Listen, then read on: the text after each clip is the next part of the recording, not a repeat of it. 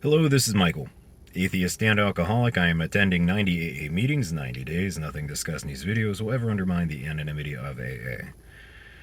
Today was meeting 52, and the topic was on the distinction between character defects and shortcomings, which was one of the steps. And I talked to the guy who initiated the topic after the meeting, and he said, full disclosure, I brought up that topic because I looked around and I saw how many people were in this fucking room.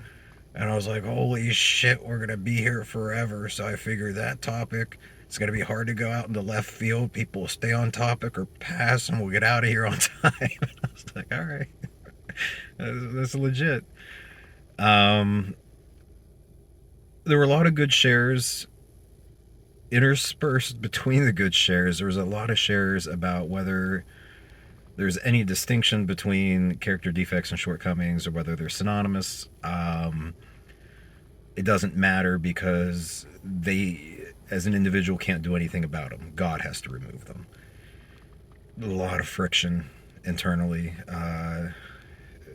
in me for that. I go back and forth on, as a matter of pure pragmatism,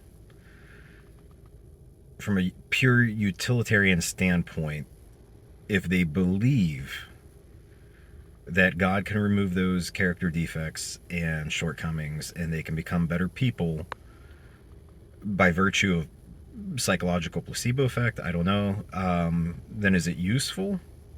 I guess. Yes. But I do worry that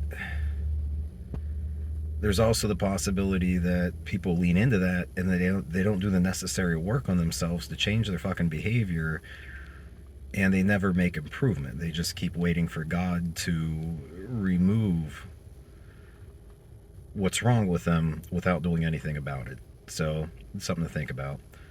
For my part, I said that perhaps the character defects were more deep-rooted. Like a shortcoming would be the fact that I was a few minutes late to the meeting, as I am to many meetings.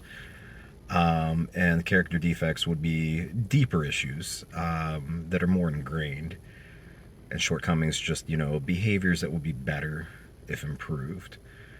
And an example of a character defect would be the fact that I stated that I valued honesty, yet hid my drinking.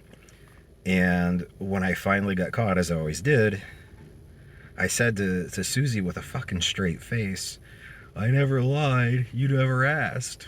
Like, Jesus Christ. And I knew that she lived in a world in which I wasn't drinking at all, and that wasn't true. And I knew what a lie by omission was, and I still, that was a reflection, at least, of a character defect. These may seem like games of semantics, and at least in the past, I was apt to be dismissive of games of semantics as a waste of time, as nonsense, and they can be. But another example of one that's been useful to me is making the distinction between shame and regret. That I think shame is an acute emotion that's very useful, that must at some point turn to regret in order to move on. I've gotten into that before. And that is a game of semantics. You could switch the words around. You could find different synonyms for those words. But for me, it has been useful in affecting positive change in my life. Being able to let go of the things I was ashamed of. Leaning into the shame initially to make repeating that behavior hopefully less likely, and then not clinging to the shame so that it's debilitating, but always kind of regretting that behavior. So towards the end, one gentleman shared something that for me put a neat little bow on it. It wasn't exactly what he said, but what I took from it was that perhaps you could think of the character defects as the things that you have that you and others would be better off if you didn't. And the shortcomings is the things that you don't have that you and others would be better off if you did. So that's all I have for today. Thank you very much, and I'll see you guys here again tomorrow.